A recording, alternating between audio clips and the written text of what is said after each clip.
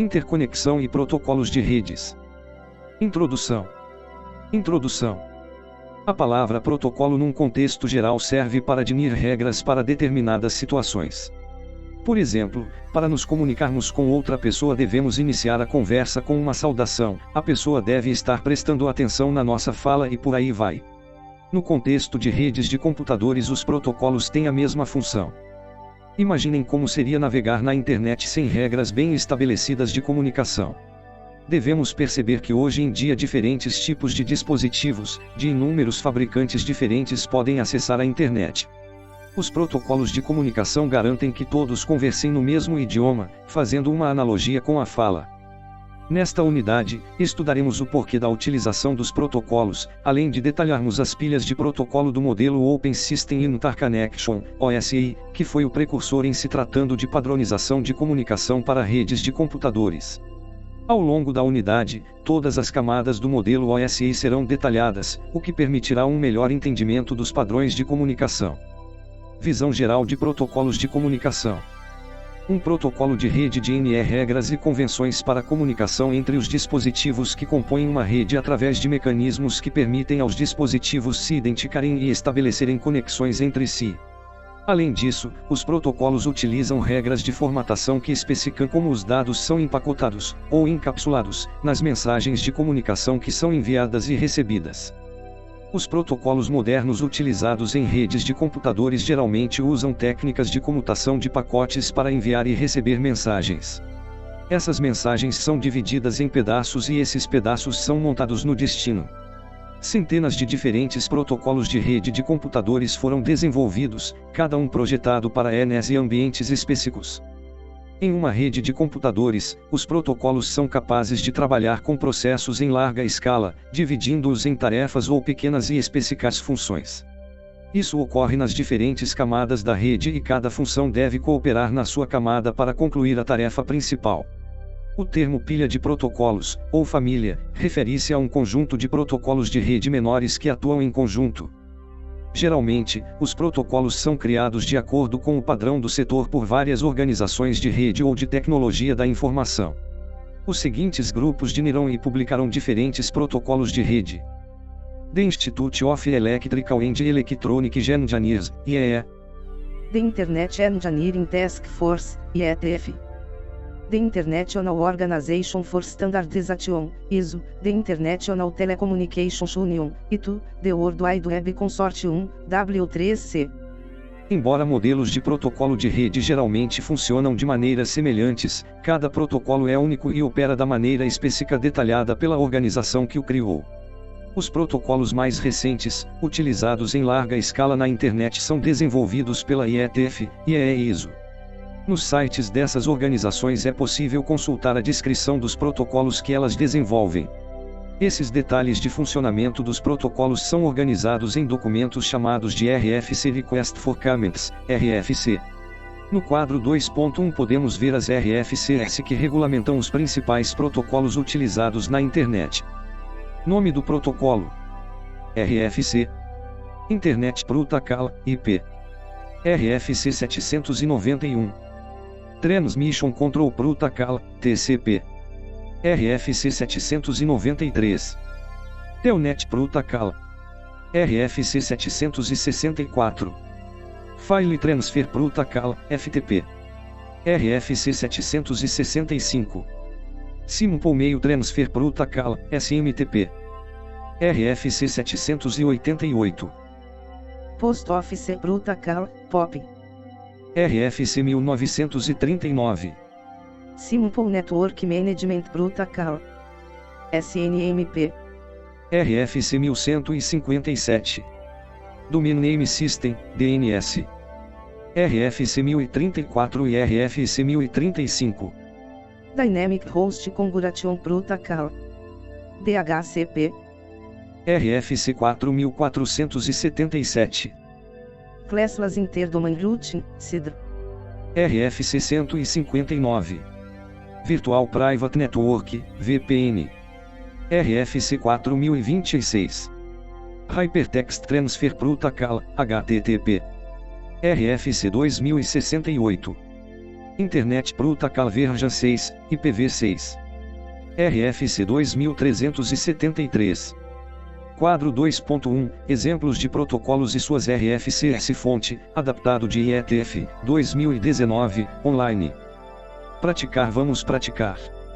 As RFCs são documentos desenvolvidos por entidades que regulamentam padrões de comunicação de dados a nível mundial e podem ser acessados pela internet.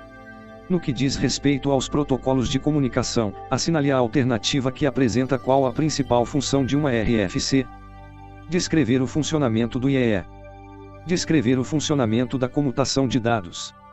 Descrever o funcionamento dos protocolos de comunicação. Definir o número de protocolos que podem ser criados por ano. Definir regras para os usuários que acessam a internet. Apresentação do modelo OSI. O grande desafio que surgiu com a popularização das redes de computadores foi a compatibilidade entre as soluções desenvolvidas por diferentes fabricantes. A necessidade de padronização entre as tecnologias fez com que surgisse o modelo Open System Interconnection, OSI, de interconexão. Basicamente, a ideia do modelo é a capacidade de enxergar em níveis hierárquicos, camadas, o processo de comunicação entre sistemas, independentemente do fabricante. Ou seja, o modelo OSI fornece um padrão para que diferentes sistemas possam se comunicar. Reflita. Aparentemente, por se tratar de um modelo conceitual, parece que o modelo OSI não é importante para o funcionamento de redes de computadores. Porém, devido à sua simplicidade de entendimento que é proporcionada pela divisão categorizada das camadas que compõem o modelo, é possível que engenheiros, desenvolvedores e profissionais de um modo geral entendam o funcionamento de um processo de comunicação em rede. Sem esse modelo conceitual, teríamos hoje a difusão de redes de computadores. Como seria o desenvolvimento de soluções? Fonte, elaborado pelo autor. O modelo OSI pode ser visto como uma linguagem universal para redes de computadores. Esse modelo é baseado no conceito de dividir um sistema de comunicação em 7 camadas abstratas empilhadas. As tarefas são subdivididas em tarefas menores e tratadas especificamente nas camadas. A figura 2.1 permite visualizar o empilhamento das 7 camadas do modelo OSI. Nesse modelo, cada camada serve a camada acima dela e, por sua vez, é servida pela camada abaixo. Portanto, em uma determinada mensagem entre dois hosts haverá um eixo de dados nas camadas do computador de origem na rede e depois nas camadas do computador de destino. Somente a camada de aplicativo, que fica na parte superior da pilha, não fornece serviços para uma camada de nível superior. O modelo OSI pode ser dividido em 2 blocos maiores conforme a analidade. O primeiro bloco, composto pelas camadas de aplicação, apresentação e sessão, DN é como os hosts vão se comunicar entre si. Já o segundo bloco, composto pelas camadas de transporte, rede, enlace e física, DN é como os dados irão trafegar de uma ponta a outra da conexão. Praticar. Vamos praticar. O modelo OSI é dividido em 7 camadas que se comunicam entre si.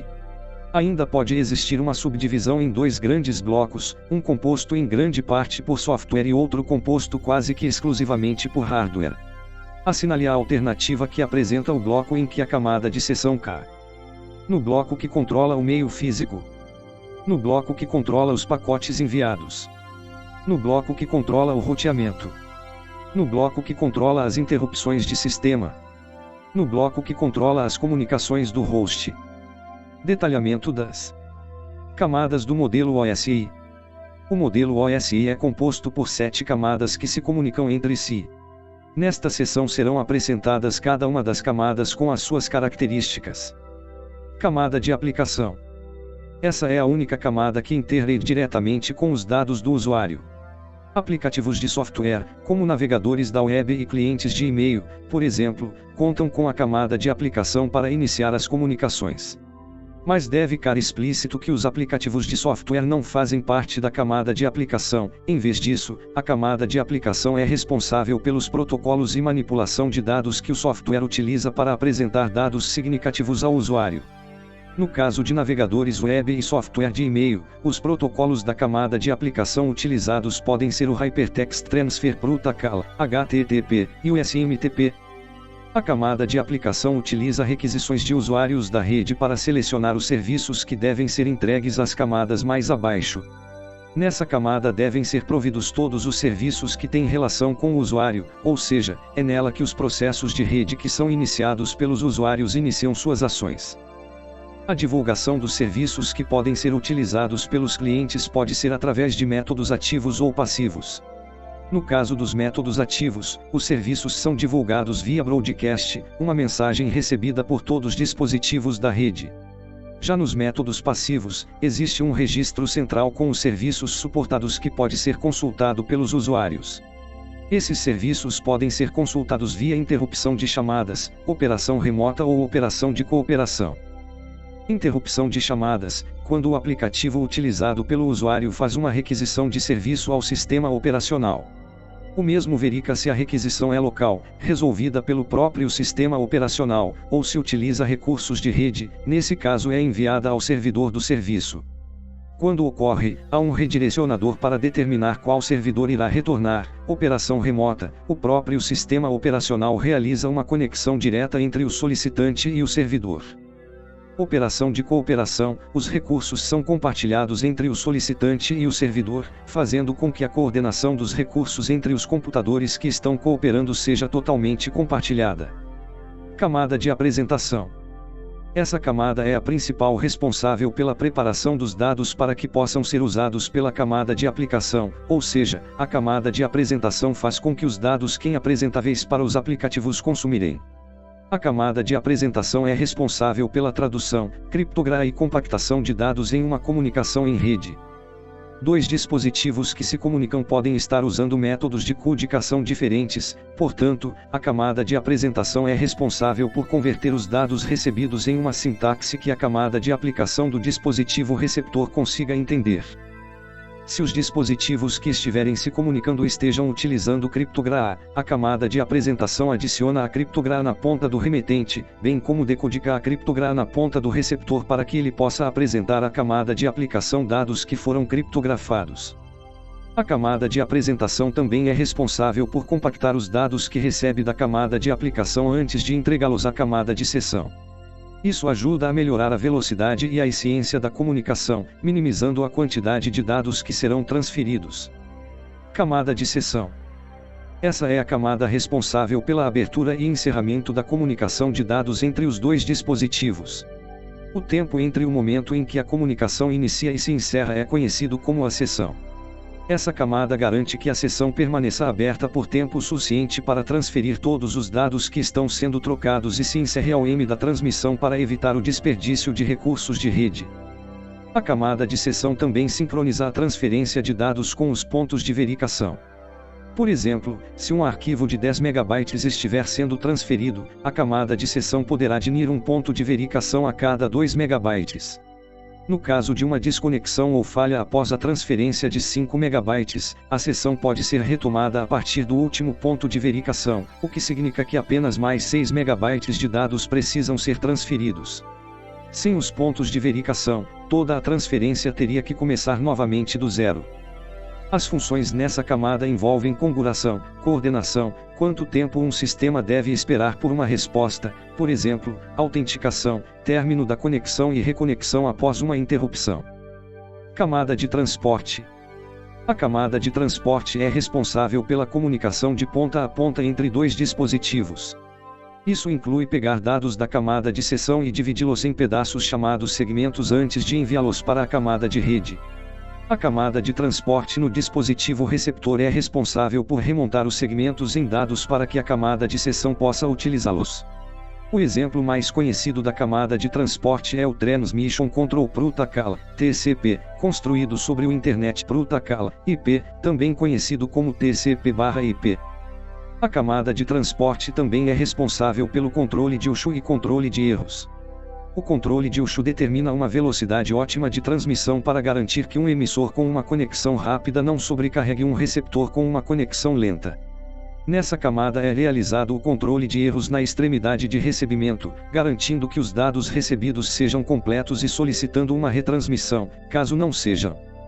Existem 3 fases definidas pelo modelo OSI para regular a operação na camada de transporte, e, estabelecimento da sessão, 2, transferência, e, 3, terminação. Na fase de estabelecimento da seção, é realizada a conexão entre as funções de serviços e as camadas mais altas, além das negociações relacionadas à qualidade dos serviços de conexão. A fase de transferência, como o próprio nome diz, realiza a transferência dos dados conforme a qualidade estabelecida. Na fase de terminação são encerradas as conexões com notificações sendo enviadas para emissor e receptor. Camada de rede. Essa camada é responsável por facilitar a transferência de dados entre duas redes diferentes. Se os dois dispositivos que estão se comunicando estiverem na mesma rede, a camada de rede será desnecessária. A camada de rede divide os segmentos da camada de transporte em unidades menores, chamadas pacotes, no dispositivo do emissor e remontando esses pacotes no dispositivo receptor. A camada de rede também encontra o melhor caminho físico para os dados chegarem ao seu destino, processo conhecido como roteamento. Os protocolos da camada de rede conseguem realizar esse roteamento empacotando dados com as informações corretas do endereço de rede, selecionando as rotas de rede apropriadas e encaminhando os dados empacotados até a camada de transporte. Os roteadores são muitas vezes chamados de dispositivos da camada 3, ou Layer 3. Isso se deve ao fato de que na pilha das camadas a camada de rede é a terceira, de baixo para cima. A definição do melhor caminho para enviar os dados na rede da origem para o destino é definida com base nas condições da rede, na prioridade do serviço e outros fatores. Dois exemplos de protocolos que atuam nessa camada são o protocolo IP e o IPv6. Camada de enlace de dados. A camada de enlace de dados é muito semelhante à camada de rede, exceto que a camada de enlace de dados facilita a transferência de dados entre dois dispositivos na mesma rede, ou seja, sem a necessidade de roteamento. Essa camada recebe pacotes da camada de rede e divide-os em pedaços menores chamados de quadros. Assim como a camada de rede, a camada de enlace de dados também é responsável pelo controle de issue e controle de erros na comunicação, pois a camada de transporte realiza o controle de issue e controle de erros para comunicações entre redes diferentes. Pode-se dizer que a camada de enlace é a principal responsável pela identificação exclusiva de cada dispositivo existente em uma rede local. Essa camada tem como característica também realizar a divisão entre hardware e software, sendo dividida em duas subcamadas. Uma das subcamadas realiza toda a interface com a camada de rede, quase que totalmente via software, e a outra subcamada realiza a interface com a camada física sendo implementada em grande parte por hardware e com uma pequena porção de firmware. Camada física. A camada física inclui o equipamento físico envolvido na transferência de dados como cabos e comutadores, é também responsável pela conversão dos issues de bits, sequência de 0s e 1 segundo. A camada física de ambos os dispositivos também deve concordar com uma convenção de sinal para que os bits possam ser distinguidos nas duas pontas. É a camada mais baixa do modelo OSI e determina como as conexões físicas da rede devem ser configuradas e como os bits serão representados. Os bits podem trafegar através de sinais elétricos, sinais ópticos ou via ondas de rádio. Do ponto de vista das funções da camada física podemos identificar 4 funções distintas. Configuração da linha, é a definição do modo que dois ou mais dispositivos podem ser conectados simultaneamente. Transmissão de dados, é a definição do modo de transmissão, simplex, half duplex ou full duplex entre dois dispositivos na rede. Topologia, definição da maneira como os dispositivos de rede estão organizados simultaneamente. Sinais, definição do tipo de sinal a ser transmitido. Modelo OSI. No modelo OSI todas as camadas possuem suas funções específicas e podem interagir com as camadas superiores e inferiores. O infográfico apresenta de maneira sintética a função de cada uma das camadas do modelo OSI. Cabeçalhos nas camadas do modelo OSI. Quando dois dispositivos desejam se comunicar através de uma rede, eles fazem isso construindo pacotes de dados e enviando-os um ao outro. Um pacote de dados é basicamente um dado estruturado, em que os dados reais da carga útil estão aninhados dentro das etiquetas, tags, de cabeçalho. Os dados da tag de cabeçalho contêm informações para ajudar a rotear os pacotes de dados. Essas tags de cabeçalho são aninhadas dentro de outras tags de cabeçalho, que, por sua vez, são aninhadas dentro de outras tags de cabeçalho. Uma boa analogia a ser feita é imaginar um pacote de dados semelhante a uma carta escrita à mão, carga útil dos dados, payload, que é colocada dentro de um envelope contendo um endereço escrito, cabeçalho do pacote, juntamente com suas informações, que por sua vez é colocado dentro de um envelope maior contendo outro endereço escrito, outro cabeçalho, e assim por diante até que forme a rota para a entrega da carta. No modelo OSI, cada camada realiza pedidos que podem ser dados ou informações adicionadas a um cabeçalho com informações da camada em questão. Esses dados passam por todas as camadas, da camada 7 até a camada 1 e são enviados pelo meio físico e na outra ponta sobem da camada 1 até a camada 7. Quando os dados estão na direção de cima para baixo no modelo OSI, eles vão sendo adicionados a esses dados os cabeçalhos das camadas e quando os dados estão subindo as camadas do modelo OSI, esses cabeçalhos vão sendo removidos. Na figura 2.2 é possível verificar os cabeçalhos sendo adicionados à medida que são percorridas as camadas do modelo OSI. Figura 2.2, fluxo de dados do modelo OSI com a adição de cabeçalhos fonte, adaptado de Tenenbaum, 2003. As informações adicionadas nos cabeçalhos, H, são essenciais para que cada camada do modelo OSI possa se comunicar adequadamente com a outra, realizando as tarefas específicas esperadas em cada uma das camadas. Esses cabeçalhos também podem ser chamados de headers. Cabeçalho na camada de aplicação. Existem muitos serviços, a nível de sistema operacional, de rede disponíveis entre a camada de aplicação e os usuários. Para de exemplo, vamos utilizar o serviço de manipulação das mensagens, X400, para mostrar a interação entre um usuário e a camada de aplicação. Na figura 2.3 é possível visualizar o uso dos dados desde a solicitação do usuário até a entrega para a camada de apresentação. Cabeçalho na camada de apresentação. Na interação entre a camada de apresentação e a camada de sessão, os dados são repassados com a adição do cabeçalho de apresentação, H6, conforme pode ser visto na figura 2.4. Quando a interação é realizada da camada de sessão para a camada de aplicativo acontece o inverso, ou seja, é removido o cabeçalho H6. Figura 2.4, cabeçalho na camada de apresentação fonte, adaptado de Forouzan, 2009. Cabeçalho na camada de sessão. Na relação entre as camadas de apresentação e sessão, além da adição do cabeçalho de sessão, H5, podem ser adicionados pontos de sincronização para o uso de dados, caso ocorra alguma falha durante a transmissão. Isso garante que não será necessário retransmitir todos os dados novamente. Essa interação entre as camadas de sessão e transporte pode ser observada na figura 2.5. Cabeçalho na camada de transporte. Na camada de transporte, ocorre a quebra dos dados oriundos da camada de sessão em segmentos e em cada um dos segmentos é acionado um cabeçalho, H4. Esses segmentos são repassados para a camada de rede, como pode ser observado na figura 2.6. Figura 2.6, cabeçalho na camada de transporte fonte, adaptado de Forouzan, 2009. Cabeçalho na camada de rede. O cabeçalho, H3, da camada de rede é adicionado aos dados, que nesse caso são os pacotes, para serem encaminhados a cada enlace de dados, conforme pode ser visto na figura 2.7. No caso da interação entre a camada de rede e a camada de transporte, esse cabeçalho é removido. Cabeçalho na camada de enlace de dados. Na interação entre a camada de enlace e a camada física, além do cabeçalho, H2, da camada, é possível identificar um bloco de informações diferente, T2, conforme é apresentado na figura 2.8. Esse bloco indica a terminação desse conjunto de dados. Esse conjunto total de dados é chamado de quadro, ou frame, e é enviado à camada física para ser transmitido em um uso de bits. Cabeçalho na camada física. Na camada física, os dados recebidos da camada de enlace são um uso de bits com algumas informações de controle da transmissão. Na figura 2.9 é possível visualizar essa interação entre as camadas de enlace e física. A partir dessa análise das adições e remoções de cabeçalho, fica bem mais fácil de entender o conceito de pilhas de protocolos.